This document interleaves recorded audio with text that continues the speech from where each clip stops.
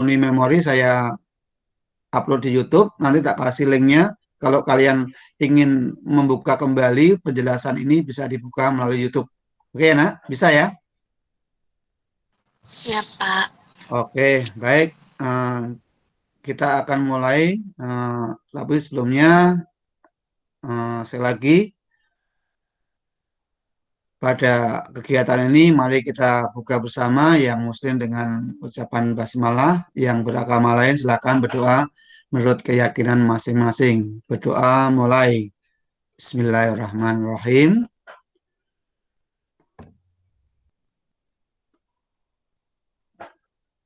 Baik.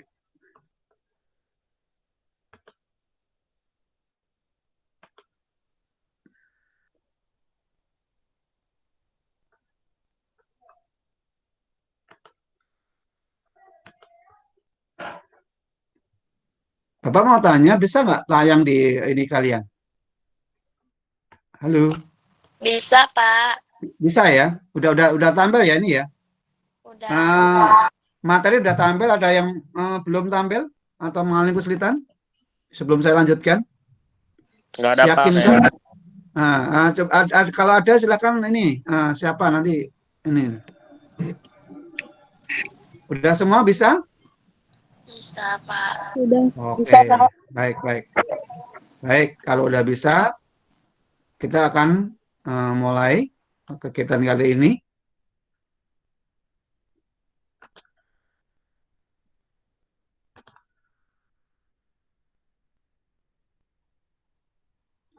Baik, anak-anak, pada pertemuan kali ini kita akan bahas bersama bab 3, materi tentang struktur tumbuhan dan pemanfaatan dalam teknologi. Perlu Bapak sampaikan bahwa ternyata proses kehidupan pada tumbuhan, organ-organ tumbuhan, itu mampu menginspirasi untuk terciptanya sebuah teknologi yang menggunakan prinsip-prinsip dasar pada kerja organ tumbuhan tersebut. Untuk lebih detailnya, mari kita bersama bahas materi ini berikutnya. Yang pertama, kita akan bahas tentang jaringan tumbuhan.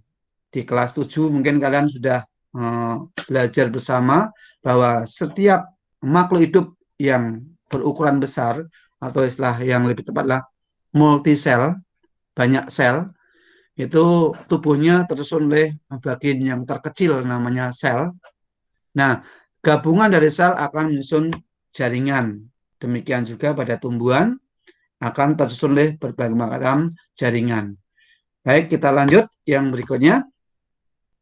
Jaringan pada tumbuhan secara umum dikelompokkan menjadi dua. Ada jaringan permanen dan ada jaringan meristem, atau istilahnya jaringan muda. Kenapa disebut jaringan muda? Ini diikuti dengan ciri-ciri yang sangat spesial, yaitu sel-sel penyusunnya itu selalu aktif membelah. Nah, dengan aktif membelah itu pasti ada kaitannya dengan peran dia, fungsi dari jaringan meristem sendiri. Apa sih fungsi jaringan meristem? Ada fungsi utama, yaitu yang pertama adalah untuk pertumbuhan. Itu jaringan meristem. Yang kedua, untuk mengganti jaringan sel-sel tubuh yang rusak. Nah, ini sebagai gambaran kalian bisa lihat ketika tumbuh-tumbuhan itu terluka, kalian lukai misalnya, setelah beberapa saat atau beberapa hari akan menutup kembali atau pulih kembali. Nah, pulihnya ini, pemulihan tadi, peran dari jaringan meristem. Kembali ke depan, seiring dengan untuk pertumbuhan, maka nanti jaringan meristem itu, jaringan pertumbuhan meristem itu dikelompokkan jadi dua. Ada jaringan apikal dan ada jaringan lateral. Apikal adalah pertumbuhan pada tumbuhan yang memungkinkan untuk untuk tumbuh memanjang ke atas maupun ke bawah. Ke atas oleh ujung batang, ke bawah oleh ujung akar. Maka ujung-ujung pertumbuhan di bagian ujung batang dan ujung akar yang mengarah pertumbuhan memanjang pada tumbuhan disebut dengan jaringan meristem apikal. Nih, meristem apikal akar, meristem apikal pada tunas. Kemudian di samping itu ternyata pada batang tumbuhan juga memungkinkan tumbuh melebar atau ke samping atau istilahnya membesar lah. Peristiwa perubahan pertumbuhan membesar tadi diakibatkan oleh meristem lateral ke samping ya lateral. Kalau memanjang apikal. Nah, siapa meristem lateral tadi? Tidak lain adalah kambium. Kambium pada batang itu akan tumbuh arah keluar membentuk floem, ke arah dalam membentuk silem atau kayu. Nah, pertumbuhan ke arah dalam tadi menyebabkan terbentuknya kayu itu akan bertambah besar sehingga batang tumbuhan akan membesar. Kita lanjutkan yang berikutnya untuk kelompok jaringan yang kedua yang dikenal dengan jaringan dewasa atau jaringan permanen. Di mana jaringan permanen nanti akan dibagi menjadi beberapa jenis. Yang pertama adalah jaringan epidermis. Jaringan epidermis, epidermis artinya jaringan yang letaknya di bagian luar, epi itu luar. Nah, karena dia adanya di luar, susunannya terus satu sel yang rapat di luar ini, maka dia fungsinya melindungi jaringan yang sebelah dalamnya, ya sebagai pelindung itu epidermis. Di mana letaknya epidermis? Di organ apa saja? Bisa di organ batang, bisa di organ akar, maupun di organ daun. Jadi kalau letaknya, kalau lapisannya dia paling luar, tapi bisa terdapat di organ-organ batang, akar, dan daun. Untuk jaringan dewasa yang kedua, yaitu jaringan parenkim, atau sering dikenal dengan jaringan dasar. Fungsinya banyak sekali, tergantung letaknya. Nah, kita akan bahas letak parenkim itu di mana. Bisa di akar, bisa di batang, bisa di daun.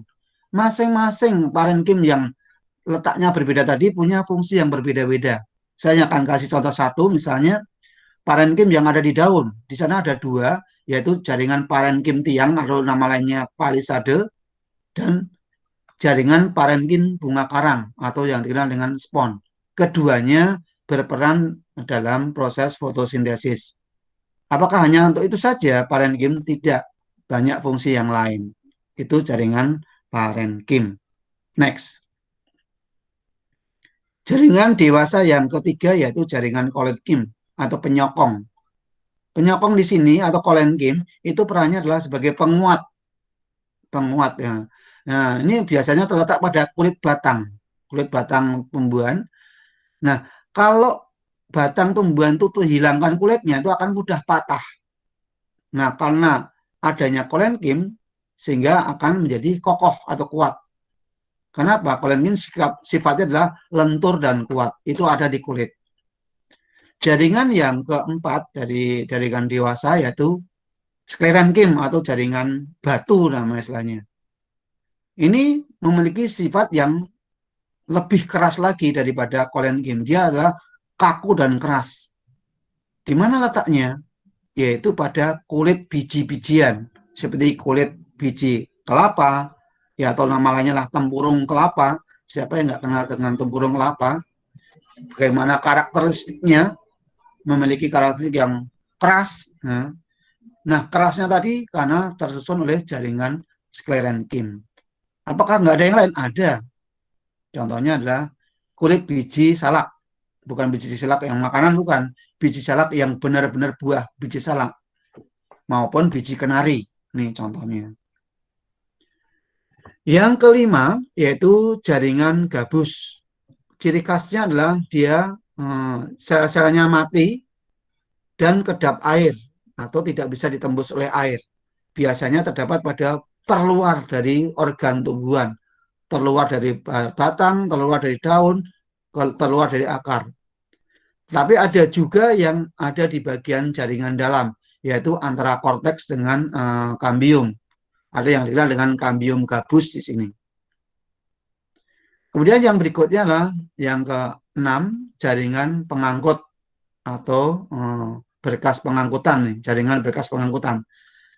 Jaringan pengangkut itu dikelompokkan jadi dua, ada jenis floem atau pembuluh tapis dan silem atau pembuluh kayu.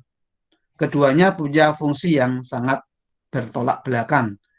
Kalau silim punya persamaan, yaitu sama-sama pengangkut, tapi arahnya berbeda. Kalau silim mengangkut air dan mineral dari akar ke daun atau mengangkut bahan fotosintesis, sedangkan floem mengangkut hasilnya, yaitu berupa sari makanan. Arahnya kebalikannya, dari daun ke bawah, ke bagian tubuh yang lain. Keduanya bergabung membentuk namanya berkas pembuluh, ya. Itu jaringan floem dan xilem. Kemudian yang kedua, kalau tadi kita bahas yang pertama tentang jaringan tumbuhan, kita bahas organ pada tumbuhan. Secara umum, organ tumbuhan itu dikelompokkan jadi 3 yang pokok, yaitu akar, batang, dan daun. Sedangkan bunga, buah, biji itu merupakan perkembangan dari daun. Baik, kita bahas yang pertama, organ akar. Organ akar sebenarnya fungsinya kalian tahu, untuk menegakkan tanaman. Yang pertama. Yang kedua, untuk menyerap air dan mineral. Yang kedua, yang ketiga kita bisa lihat fungsi yang lain. Seperti pada singkong, seperti pada ubi, itu akarnya bisa sebagai penyimpan cadangan makanan. Secara umum, tipe akar dikelompokkan jadi 2, tipenya ya, ada yang tunggang, ada yang serabut. Nah, saya akan menjelaskan, kita bahas bersama ciri utamanya yuk. Kalau tunggang itu ada akar yang berukuran sangat besar yang merupakan terusan dari batang, baru bercabang-cabang yang lebih kecil. Sedangkan kalau akar serabut, semua ukurannya sama, nggak ada yang paling besar, nggak ada. Itulah cirinya serabut. Pembeda antara tunggang dan serabut adalah adanya akar utama ini. Kemudian kita lanjutkan ke struktur dari akar itu sendiri.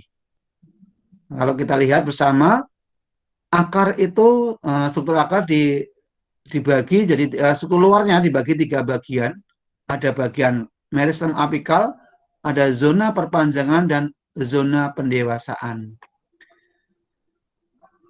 Meristem apikal itu daerah di mana sel-selnya aktif membelah atau daerah pembelahan, zona pembelahan.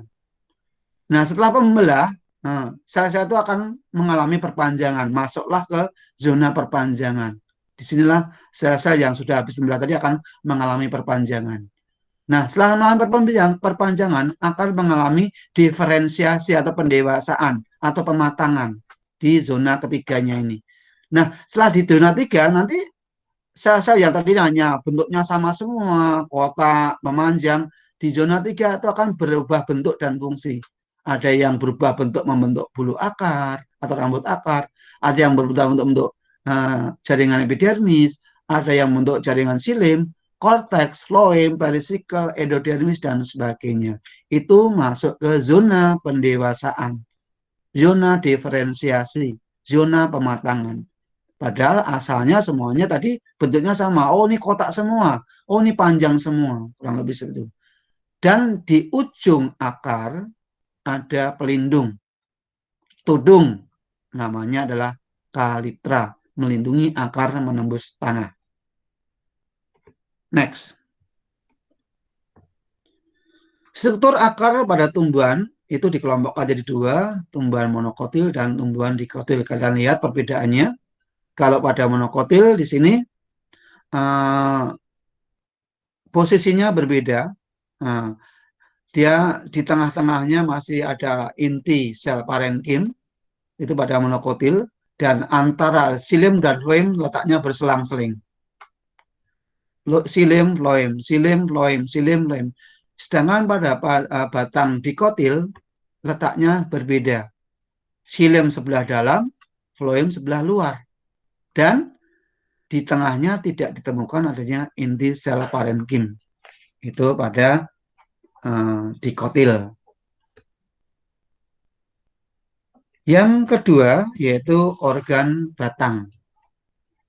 Apa sih fungsi organ batang pada tumbuhan? Ada beberapa yang bisa kalian sampaikan. Kalau nggak ada batang, gimana tumbuhan itu bisa berdiri? Jadi batang adalah sebagai penopang tumbuhan.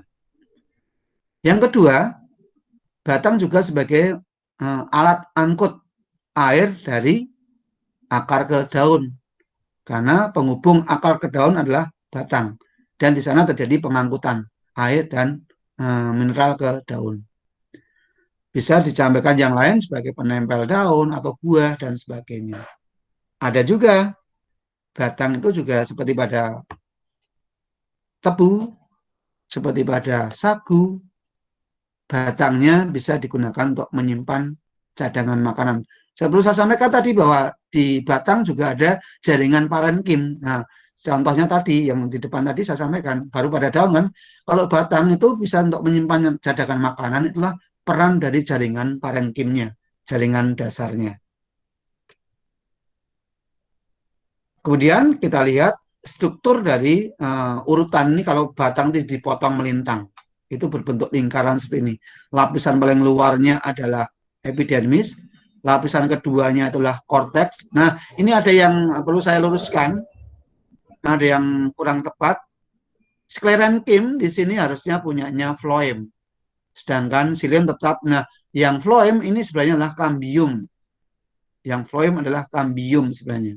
Jadi antara floem dan xilem dibatasi oleh kambium. Jadi floem, xilem itu tengah-tengahnya pembatas kambium. Nah, kambium itu letaknya melingkar yang berwarna hijau ini. Di sebelah dalam itu xilem, di sebelah luarnya yang hitam-hitam adalah floem. Nah, kalian bisa lihat letak xilem dan floem itu teratur di sepanjang lingkaran kambium. Sebelah luar floem, sebelah dalamnya xilem. Floem, xilem. Inilah ciri khas dari struktur batang dikotil. Kalian bandingkan dengan yang kedua. Ini untuk struktur batang monokotil. Setiap pasangan inilah pasangan berkas pembuluh atau xilem dan floem.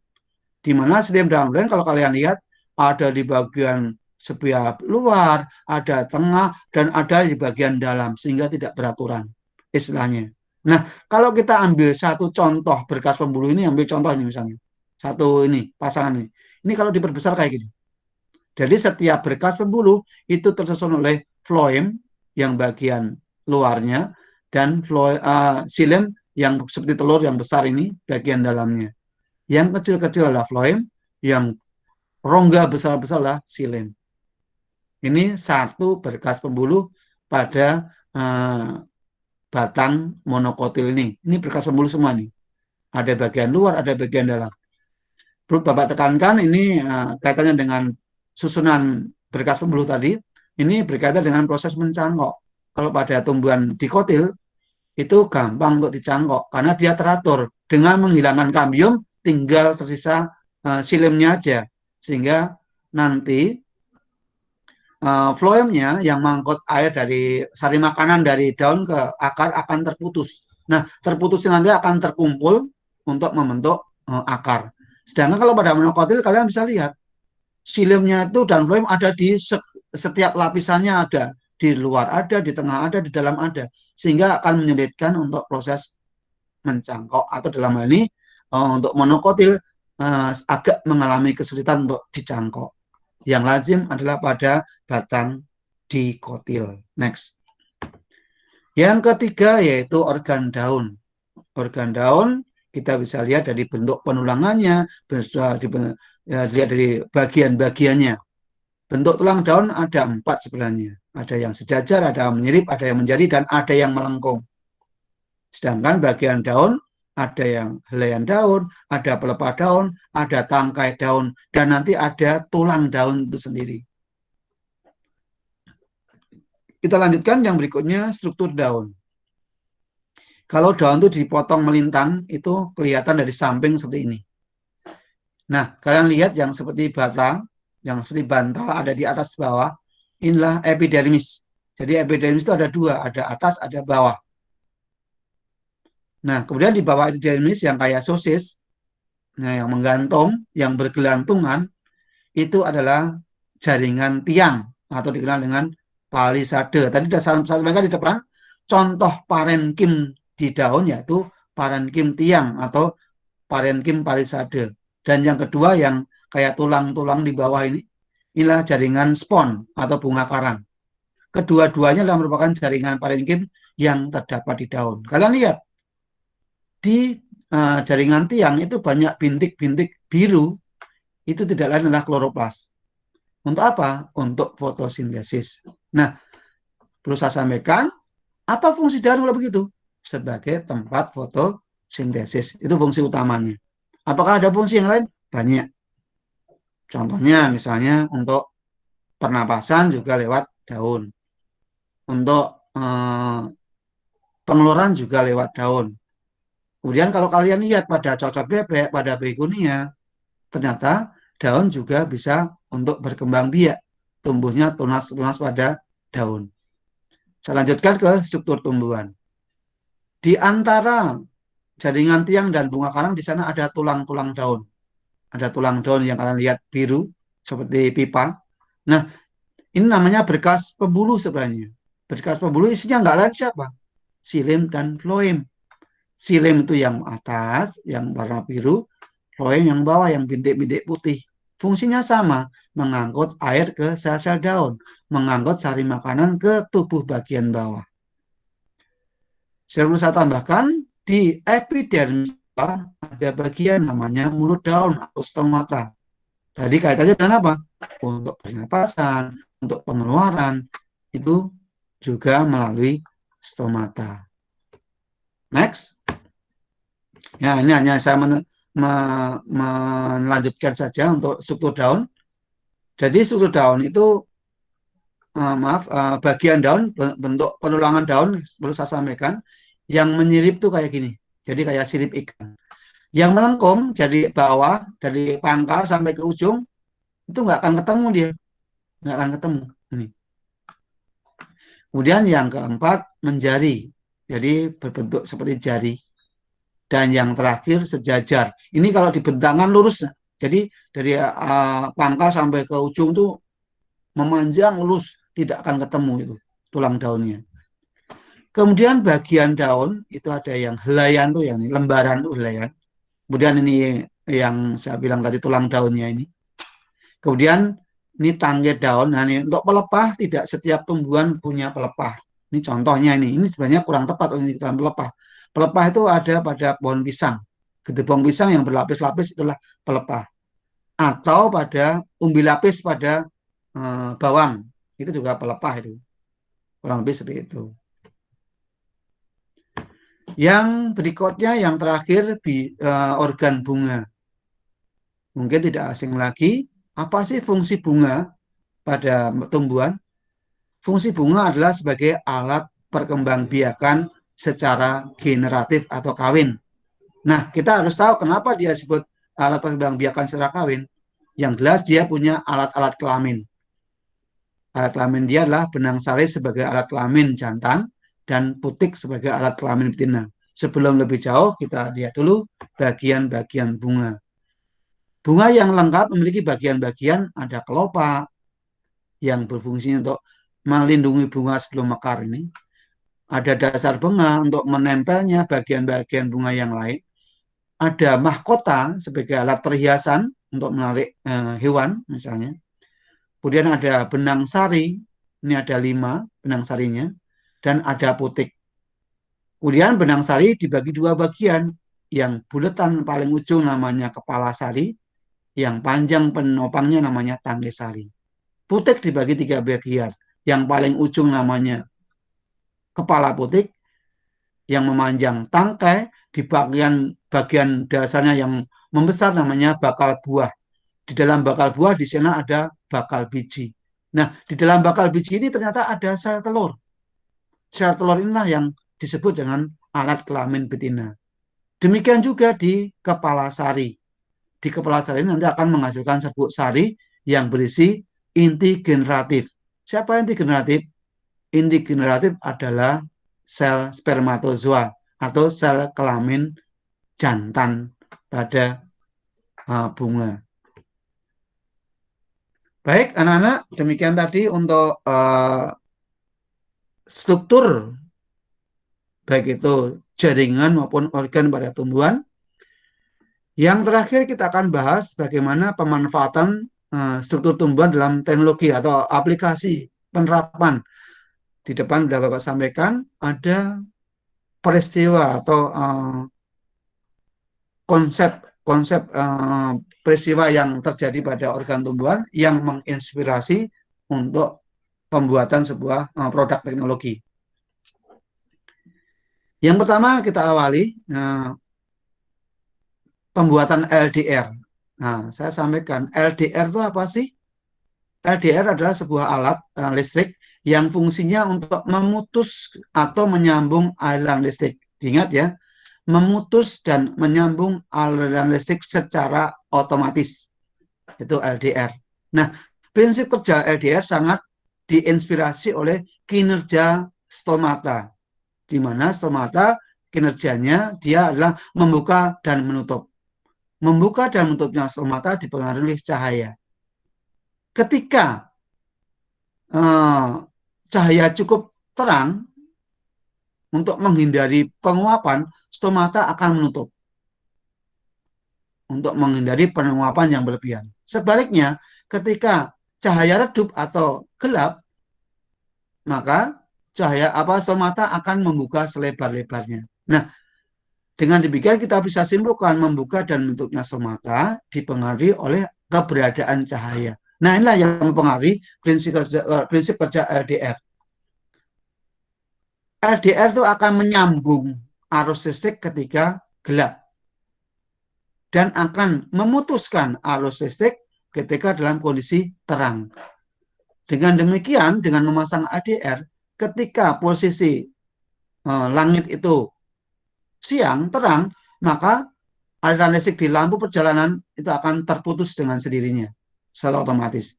Dan ketika langit itu gelap, maka LDR akan menyambungkan dengan secara otomatis aliran listrik sehingga menyebabkan lampu penerangan jalan akan menyala. Nah, ini akan menghemat tenaga luar biasa. Bagaimana kalau sepanjang jalan tol itu harus menyalakan satu persatu, perlu berapa tenaga? Kurang lebih seperti itu. Yang kedua yaitu daun teratai. Memiliki permukaan lapisan atas yang berlapis lilin. Apa kelebihannya? Dia akan kedap air, tidak bisa ditempel air, tidak bisa ditembus air.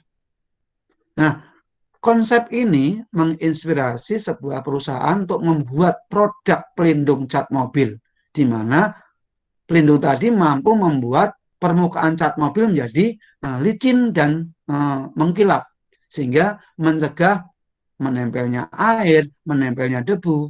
Dengan mencegah menempelnya air, nanti menyebabkan permukaan cat itu tidak lembab sehingga tidak mudah tumbuh jamur. Yang ketiga yaitu fungsi daun tumbuhan. Tadi sudah saya sampaikan, fungsi utama daun adalah untuk fotosintesis, fungsi utamanya. Nah, dengan fotosintesis itu bagaimana sih mekanismenya? Fotosintesis adalah mengubah energi cahaya menjadi energi kimia dalam bentuk sari makanan. Nah, konsep ini diterapkan juga dalam pengubahan bentuk energi, yaitu konsep peran daun ini diterapkan dalam membuat panel surya yang mengubah energi matahari menjadi bahan bakar kimia bisa, atau menjadi bahan bakar listrik, atau menjadi energi listrik bisa. Ini penerapannya sangat banyak.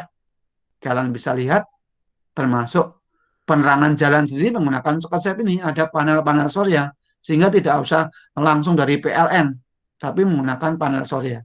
Atau pemanas air yang ada di rumah-rumah, instalasi yang di atas genteng, itu adalah panel surya yang menggunakan prinsip fungsi dari daun tumbuhan.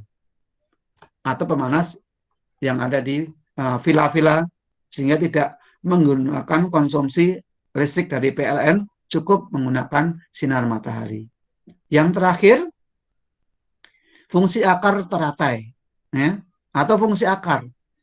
Ini sangat spesifik ya. Walaupun air di dalam kolam atau di dalam got atau di dalam sungai itu sangat kotor sekali, tetapi si tumbuhan termasuk teratai itu mampu menyaring, mampu menyerap air dalam kondisi yang murni, yang bersih, tanpa ikut masuk bahan-bahan yang terlarut dalam air yang ada di dalam sungai maupun kolam tersebut. Nah, prinsip kemampuan akar tumbuhan atau teratai yang mampu menyaring atau memurnikan air istilahnya, itu menginspirasi pembuatan alat pembuat untuk pemurnian air.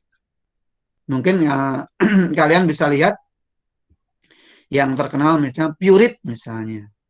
Purit itu mampu membuat pemurnian air, di mana air yang dihasilkan bersih dari kotoran. Oke, baik. Itu anak-anak yang perlu saya sampaikan. Sebagai bahan ini kalian bisa lihat gambar berikut. Ini adalah gambar pemanfaatan teknologi. Yang pertama ini untuk sel soreanya bisa. Yang kedua di sini adalah pemasangan LDR tadi. Jadi ini dihubungkan dengan lampu. Nah, sebelum dihubungkan dengan lampu, nanti di tengah-tengahnya ada LDR yang mampu menyambung dan memutuskan secara otomatis. Itu. Nah, ini yang sel soreanya ini. Ini sel-sel klorofil pada daun yang mampu mengubah energi cahaya menjadi energi kimia berbentuk sari makanan. Ini penerapan konsep fungsi akar yang mampu menjernihkan air atau memurnikan air atau menyaring air. Ini konsep daun talas yang sering kalian lihat di TV-TV melalui channel YouTube. Efek daun talas dengan menggunakan bahan untuk pembersih permukaan cat mobil misalnya. Kalian bisa bandingkan nih, ini yang efek daun talas, ini yang tidak. Ini yang kusam ini mudah menyerap air. Akibatnya apa? Nanti mudah lembab, kalau lembab apa? Jamur. Sedangkan di sini aman, lebih aman. Baik, anak-anak, itu yang perlu saya sampaikan. Mungkin untuk pembahasan kita kali ini hanya itu.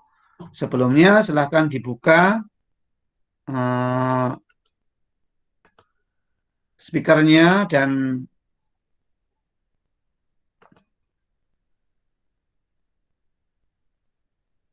kameranya. Ada yang mau bertanya dari pembahasan kali ini? Silahkan sebutkan namanya. Ada yang mau bertanya, nak? Jelas nggak penjelasan kali ini? Alhamdulillah jelas, Pak. Jelas, Pak. Jelas. Oke. Nah, ya diaktifkan kameranya. Ini si Askia ini mana nih? Kok nggak diaktifkan? Liu Cheni juga belum. Apa, Pak? Aktifkan kameranya, nak. Saya mau lihat wajahnya kayak apa. Jangan-jangan nggak punya wajah itu. Nah, itu kan bisa kelihatan. Askia coba. Lalu Pak pakai jilbab bentar. Oh. Ananda? Oh kan? Safan Nainggolan? Halo. Safan. Gitu dong. Ganteng gitu kok. Lama ditutup-tutup. Safika. Mana Safika? Ya, Pak. Benar, Pak. Mana wajahmu? Oke. Oh, keren gitu, Bu. Muhammad Randi mana? Tunjukkan wajahmu. Kenapa? Wajahnya mana ini? Aku belum lihat ini. Halo. Randy.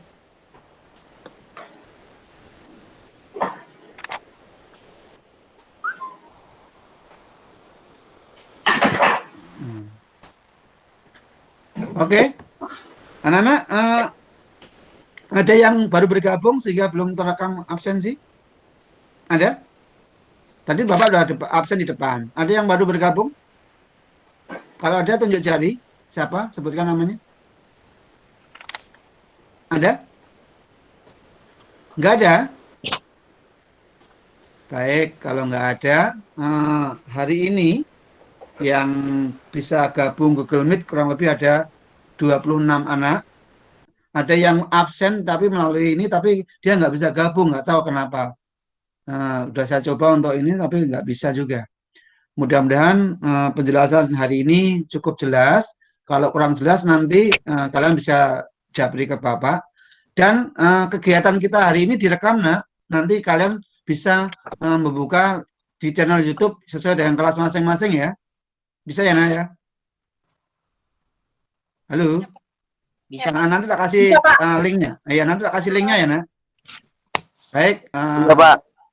saya rasa pertemuan kita hari ini saya cukupkan sekian. Kurang lebihnya mohon maaf. Saya tutup. Wassalamualaikum warahmatullahi wabarakatuh. Waalaikumsalam.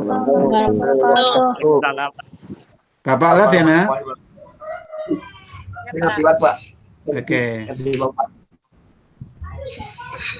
Ngerti kan Pak? Oke.